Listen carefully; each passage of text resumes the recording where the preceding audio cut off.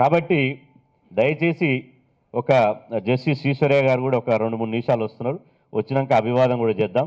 ఎందుకంటే మా ఫోటోగ్రాఫర్ మిత్రులకు చాలా ప్రోగ్రాంలు ఉంటాయి, దయచేసి అర్థం చేసుకోవాలి. అదే కుమరయ్య సార్ చెప్పింది, మన ప్రభంజన చెప్పిన దానికి నేను ఒక చిన్న వివరణ ఇస్తా. ప్రభంజన మొదటి నుంచి అంటుంటాడు, 60% ఉన్నోడు యాచించడం ఏంది, 60% ఉన్నోడు ఇచ్చేది ఏంది. ఇట్లా వాని తాత ఇచ్చిండు, వాని తండ్రి ఇచ్చిండు, వాని కొడుకు ఇస్తుండు. మన తాత అడుక్కుండు, మన తండ్రి అడుక్కుండు, మన కొడుకు అడుక్కుంటున్నాం. ఇది మారాలి. మనం మేల్కుందాం, మనం ఏలుకుందామనే ఒక మంచి నిట్రండి. పూల రవీందర్ గారికి స్వాగతం సుస్వాగతం. మాజీ ఎమ్మెల్సీ. కొద్దిగా ప్రొఫెసర్జీ జర్రా అక్కడ చైర్లు తెప్పి జర హోటల్ మేనేజ్మెంటు చైర్లు తేవలసిందిగా విజ్ఞప్తి. జర్రా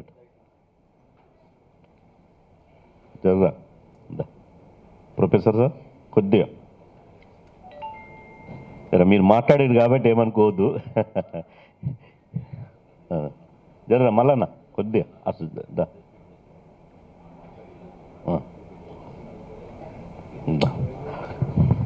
కూర్చో. Okay, thank you. సమయానికి వస్తే కొద్దిగా ఇబ్బంది ఉండదు.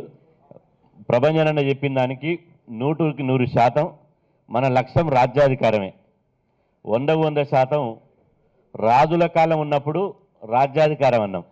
ఇది ప్రజాస్వామ్యం కాబట్టి ఇలా ఇది రాజుల కాలం, చక్రవర్తుల కాలం కాదు కాబట్టి ఇప్పుడు రాజకీయ అధికారం అనాలి. రాజ్యాధికారం అంటే కొంతమంది మేధావులు మనం తప్పుపడుతున్నారు. రాజ్యాధికారం ఏంది భయ్? రాజుల కాలం, చక్రవర్తుల కాలం ఉన్నప్పుడు రాజ్యాధికారం అనాలి, కానీ ప్రజాస్వామ్యం ఉన్నప్పుడు రాజకీయ అధికారం అనాలి. పదం వేరైనప్పుడు కంపల్సరీ మన లక్ష్యం మాత్రమే రాజకీయ అధికారాన్ని చేపట్టడమే మన ఏకైక లక్ష్యం. అది 100% 2029లో ఇవాళ తెలంగాణ పీఠం మీద మన బిడ్డే ముఖ్యమంత్రి అవుతాడు అని చెప్పి సందర్భంగా తెలియజేస్తున్నా. ఆ లక్ష్యంతో పోతున్నాం. అదేవిధంగా మన కుమరయ్య సార్ అన్నాడు, ఒక నాయకుడు అక్కడ పెడుతున్నాడు, ఒక నాయకుడు ఇక్కడ పెడుతున్నాడు. పెట్టనివ్వండి. అంతిమంగా నేను ఈ సభ సాక్షిగా ఇంతమంది పెద్దలు, మేధావులు, ఇక్కడ వచ్చినటువంటి వాళ్ళు ఎవరు కూడా కార్యకర్తలు గారు, వ్యక్తులు గారు. ఇక్కడ వచ్చినటువంటి వాళ్ళు లక్షల మందికి నాయకత్వం ఇచ్చేటువంటి వాళ్ళే వచ్చారు. అందరూ శక్తులే వచ్చారు. వారి ముందర చెప్తున్నా, మనందరికీ మార్గదర్శనం చేసేటువంటి BC intellectual forum chairman Chiranjeevi sir ఉన్నాడు. చిరంజీవి సార్ ఏ నిర్ణయం తీసుకున్నా మా సంఘం నుంచి మాత్రం 100% కట్టుబడి ఉంటాం. వారు పార్టీ పెట్టినా లేకపోతే రాజకీయంగా ఏదైనా నిర్ణయం తీసుకున్నా, వారు ఏ నిర్ణయం తీసుకున్నా, ఎందుకంటే ఆ రోజు తెలంగాణ ఉద్యమంలో ప్రొఫెసర్ జయశంకర్ గారు ఏ విధంగానైతే తెలంగాణ సమాజాన్ని గైడ్ చేసి ఆయన ఒకటే చెప్పాడు, చూడు భయ్, మీరు ఏ పార్టీ అని ఉండనియండి, పార్టీలతో సంబంధం లేదు, ఇక్కడ తెలంగాణ ఎజెండానే మన జెండా కావాలి. తెలంగాణ వచ్చిన తర్వాత మళ్ళీ ఎవరి జెండా వారు తీసుకోండి అన్నాడు. గాంధీ మహాత్ముడు కూడా స్వాతంత్ర ఉద్యమంలో కూడా అదే మన అన్నాడు. ఆయన జాతీయ కాంగ్రెస్ పార్టీ అధ్యక్షుడు అయినప్పటికీ కూడా భారతదేశానికి స్వాతంత్రం రానియండి, వచ్చినాక ఎవరి జెండా వాడు పట్టుకోండి అని చెప్పాడు. మళ్ళీ ప్రొఫెసర్ జయశంకర్ సార్ కూడా అదే చెప్పాడు.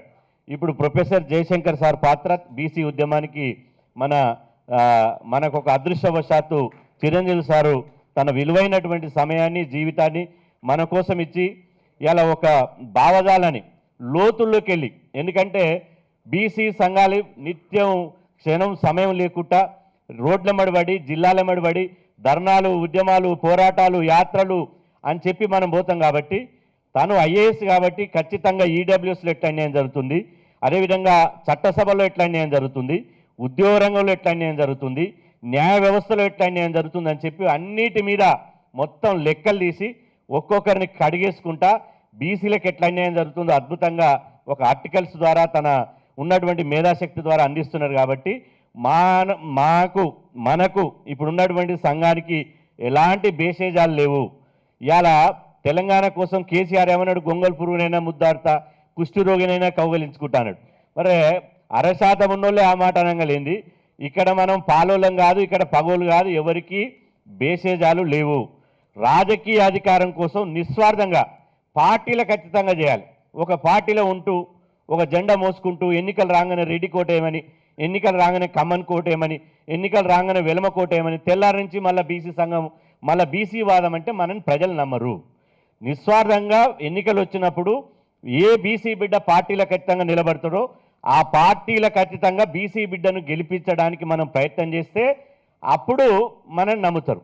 కాబట్టి అట్లా నిస్వార్థంగా ఎలాంటి ఇడన్ ఎజెండా లేకుండా పనిచేసేటువంటి వాళ్లకు ఖచ్చితంగా మేము వాళ్ళెమ్మడి పనిచేయడానికి సిద్ధం.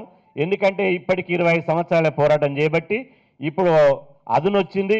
ఇప్పుడు వీడు పోతే వాడు, వాడు పోతే వీడైనా మనం రావద్దనే ఒక గల్లీ పోయినా, ఒక చిన్నపిల్లగానైనా, ఒక వృద్ధుని అడిగినా కూడా అదే విషయం చెప్తున్నారు. కాబట్టి ఖచ్చితంగా ఆ అజెండా పోతామని చెప్పి సందర్భంగా తెలియజేస్తూ, ముఖ్యులు అందరూ మాట్లాడలేరు. ఇలా కుల సంఘాల నాయకులు మళ్ళీ నేను ఆ ఎజెండా శాసనమండలి ఎన్నికలు బీసీల పాత్ర మీద మళ్ళీ మాట్లాడతా.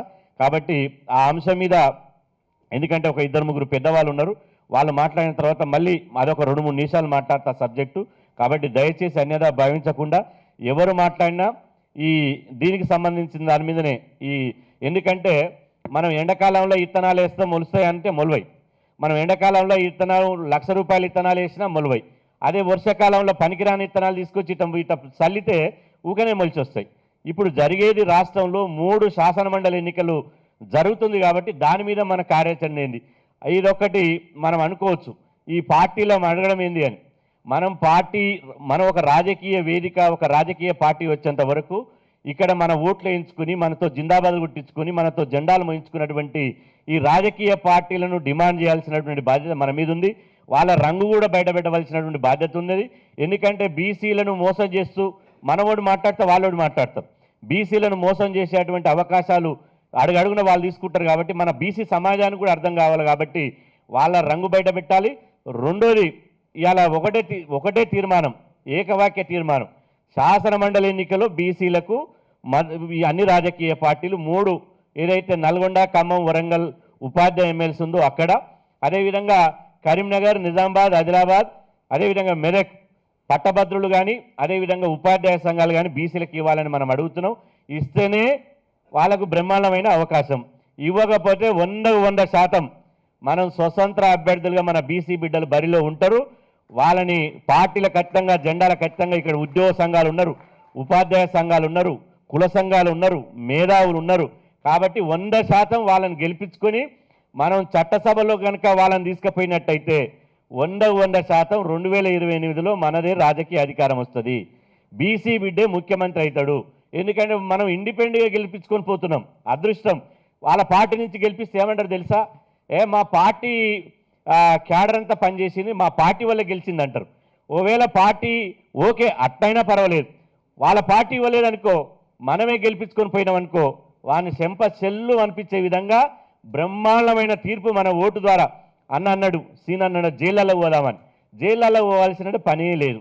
కాన్సీరామ్ ఏం చెప్పిండు, ఒక్కరోజు కూడా ధర్నా చేయకు, ఒక్కరోజు కూడా రాస్తారోక చేయకు, ఒక్కరోజు కూడా జైలు బోర చేయకు, నీ వీపుల మీద లాఠీ మోతలొద్దు, నీ శరీరంలో తూటాలొద్దు, ఒక రక్తపు చుక్క చిందించకుండా నీ సిరా చుక్కతోటి, నీ ఓటుతోటి నీ రాజకీయ అధికారం తెచ్చుకున్నటువంటి ఒక చారిత్రాత్మకమైనటువంటి అవకాశం నీ చేతిలోనే ఉంది. దాన్ని వదిలిపెట్టుకొని నేను లాఠీ దెబ్బలు తింటా, జైళ్ళకు పోతా, అవన్నీ ఉట్టిముచ్చట. అసలు విషయం నీకు 1,00,000 ఏకే పాఠశాల కంటే, ఒక రాకెట్ కంటే, అణుబాంబు కంటే శక్తివంతమైంది మన ఓటు. ఆ ఓటు అనే ఆయుధాన్ని యుద్ధం చేయాలంటే ఇప్పుడు ఓటు అనే ఆయుధాన్ని పట్టుకోవాలి, యుద్ధం చేయాలి. మన నల్గొండ, ఖమ్మం, వరంగల్ ఎమ్మెల్సీగా, అదేవిధంగా కరీంనగర్, నిజామాబాద్ ఎమ్మెల్సీగా మన బరిలో నిలబెలిచినటువంటి బీసీ బిడ్డలను గెలిపించుకుంటే ఆటోమేటిక్గా నువ్వు అవునన్నా కాదన్నా 2028లో బీసీనే ముఖ్యమంత్రి అవుతాడు, బీసీలకే రాజకీయ అధికారం వస్తుంది. 100% బీసీలకు ఒక పార్టీ వస్తుంది. దీన్ని ఎవ్వడు ఆపలేదు. ఇప్పుడు బీసీల రాజకీయ శకం ప్రారంభమైంది రాష్ట్రంలో, గుర్తుపెట్టుకోండి సోదరులారా, బీసీల రాజకీయ శకం ప్రారంభమైంది. కాబట్టి దయచేసి ఆ విధమైనటువంటి బుల్లెట్ల లాంటి మానసికమైనటువంటి బలాన్ని, శక్తిని, ఈ ఉద్యమాన్ని ఇంకా బలోపేతం చేసేటువంటి విషయాలే మాట్లాడింది తప్ప ఇవాళ మనకు బలహీనమైన మాటలు వద్దు. ఎందుకంటే మనం బలహీనం కాదు. పిడికెడి శాతం మన జనాభా లేదు, 2% మన జనాభా లేదు, 3% జనాభా లేదు. ఎవడు మాట్లాడాలి బలహీన మాటలు? 0.5% ఉన్నోళ్ళు మాట్లాడాలి, 2% ఉన్నోడు మాట్లాడాలి, 3% ఉన్నోడు మాట్లాడాలి. కానీ ఈ 60% ఉండి మన సోదర ఎస్సీ ఎస్టీ మైనార్టీలను కలుపుకుంటే 90% బలము బలగం ఉన్న బాదుశాలం బీసీలం ఇలా బాదుశాలం నిజమైన బాదుశాలం బీసీలం బలహీనమైన మాటలొద్దు. మన రాజకీయ శకం ఆరంభమైంది.